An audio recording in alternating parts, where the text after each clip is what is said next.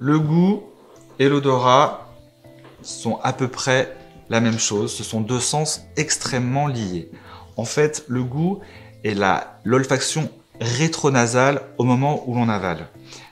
Au moment où vous avalez, l'air passe dans les fosses nasales et c'est l'odorat qui perçoit le goût.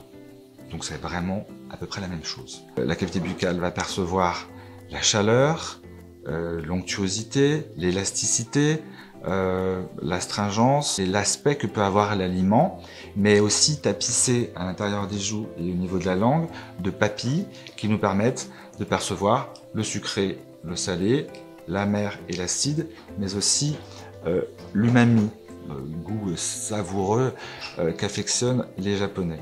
Tout le reste est perçu par le sens olfactif et on peut parler alors d'arôme.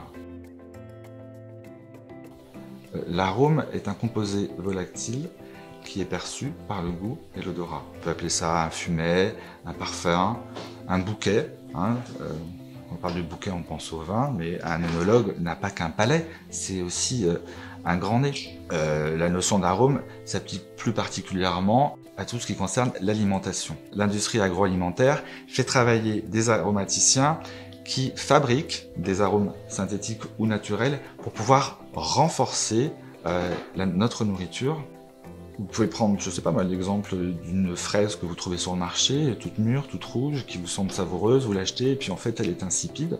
Et puis vous allez pouvoir la retrouver dans l'assiette d'un grand chef avec un goût exquis parce qu'elle aura été rehaussée par un arôme synthétique ou naturel. Vous pouvez faire à la maison une expérience très simple avec un petit sachet de sucre vanillé.